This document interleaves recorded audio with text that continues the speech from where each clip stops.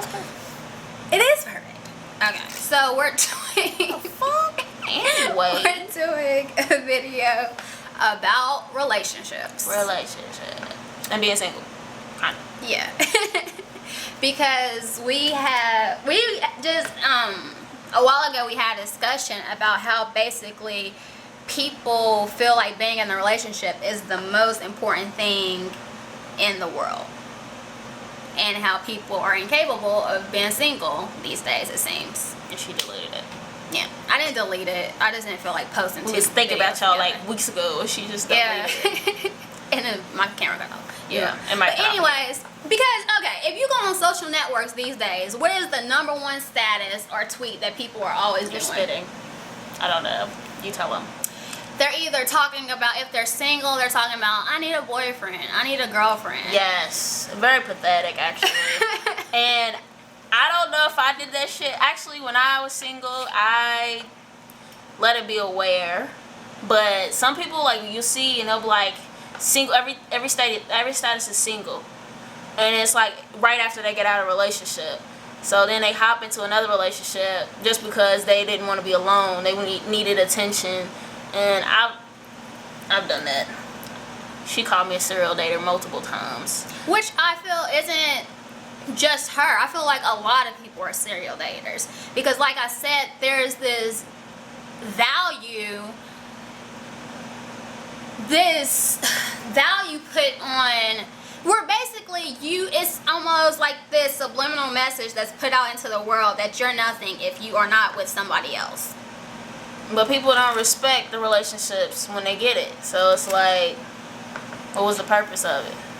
Because it's just a status thing. It's a trophy relationship. Most people look for people. It's all about appearances. Yeah. As long as because like when you really look at those relationships, most of them are so full of problems. The people still aren't happy because it's not. What people fail to realize, you being in a relationship is not going to be the cure-all for all your problems. It's not going to be, oh, now I'm in a relationship, now I have happiness, the end. That's not how it works. Like, even relationships are constant work, and a lot of people don't realize that, and a lot of people don't want to put in that work. Right. And then we were talking about how basically in jumping from relationship to relationship, if you are never taking time to look back and basically reflect on your failed relationships, you're just taking those issues into your new relationships. Right. And then people are saying, why does this always happen to me? Well, have you actually sat down to analyze? Yeah, analyze why? Yeah, because in the failure of a relationship, it's not just one person. Right. It's both. Two. It takes two people to be in that relationship. It takes two people that make that relationship successful. It makes two people to make that relationship end. And like me personally, I have an issue with taking my time. If you take your time and you get to know the person, you start to see who that person is. When you rush into it and you just want that title, because sometimes I rush into stuff wanting the title because I don't want that person to be gone. You know what I mean? I'm like, oh, they with me now, so they'll be faithful. No, it's not true. They're not going to be faithful to you if they weren't faithful to their previous relationship or whatever, but you won't know that if you don't take your time to get to know that person. Because, and even still, like, if you're in a situation where you know the person may have cheated with you or something, they're going to cheat on you. Yeah, listen to the person when they're telling you who they are. Yeah, it's usually in your face, and sometimes people just want somebody so bad that they ignore what they feel. It's like, do you not see your self-worth? You putting yourself in a bad position just because you putting somebody else on a pedestal and not yourself. At least love yourself enough to not be with that person. And it's not only that. I feel like people jump into relationships, and a lot of times jumping into a relationship, they actually don't care who the person they're in a relationship is with. Right. Because they have this idea, and basically now they just need that person to fill the partner role. So they take this person and they see all your flaws, but they're like, oh, it doesn't matter because basically I can mold them to be my idol person. But you can't do that. People are who they are. Yeah, you can influence people, but at the end of the day, you're not going there. You can't shape them into the person that you want them to be. Right.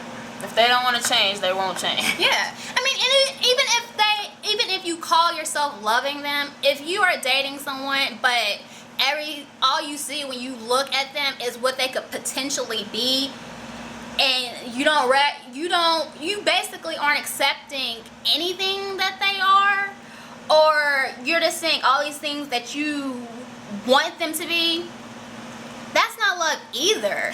You shouldn't want to change somebody completely, because then that's not really the person. Like, what did you fall in love with exactly? Right. And don't focus on changing them, but also don't focus on changing yourself for them.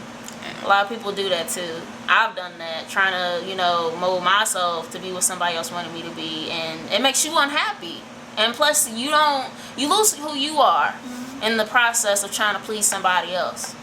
And so. I had experience with that. In my last relationship, I'm someone who's like always prided myself in like my strength and my ability to be who I am. So in my last relationship, I completely lost sight of who I was, to the point where my family was saying, like, where's Tia? Right. And like that made me so sad, because I had never experienced that. To have your grandmother and your mom look you in the face and say, when it really hit me is when me and the guy broke up. And like I started being after the depression. Yeah, you hit depression first. Yeah, you hit depression first, because you give so much of yourself, and then after them you're like, damn, where am I at? Yeah, where am I at? What am I gonna do? Who am I? Yeah. Because you've been an us for so long. It's so hard to go back to being a me. So like after we broke up, and like finally that spell is wearing off, and I realized that was a toxic, bad relationship, and I was more happy. My granny, I just remember her looking at me one day and said, you see, this is Tia. This is, now you're starting to remind me of who you used to be. And like, it just made me I cried. I will admit, I cried. Because it did mean a lot. Not only did it mean a lot, but it made me sad for what I had become during that relationship. And during that time where you're depressed, you don't know if you're going to get you back. That's how it is. Like, when is this going to fade? Like, when is this going to sprout? You feel like you're going to be like that forever. Right. Damaged. Yes, you are real damaged. You just like, fuck, I don't know what I'm going to do. Your whole mind's going. You complaining about the same story over and over, and nobody want to fucking hear it. You become obsessive a little bit about that relationship.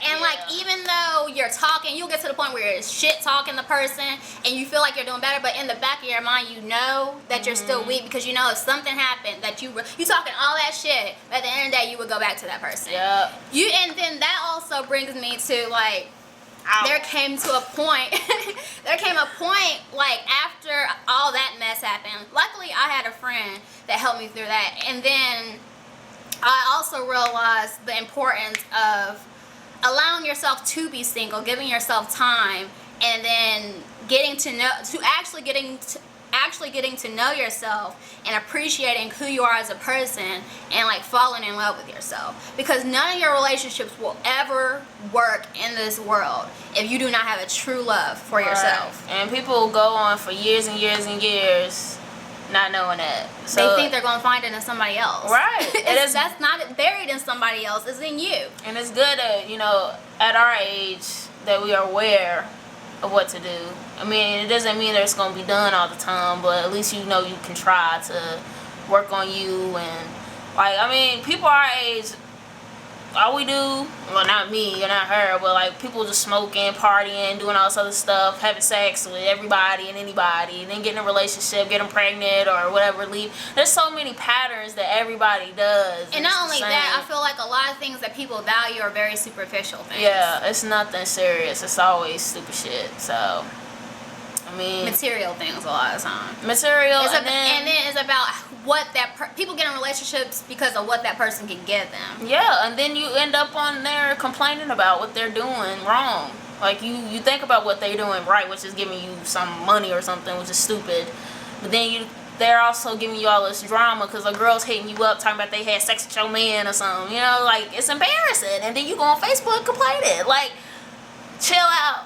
Love you. You know what I mean? Actually get to know the people that you get in a relationship with. Yeah. Don't just rush into relationships. Like, I cannot emphasize enough how important it is to actually go slow and actually get to know that person.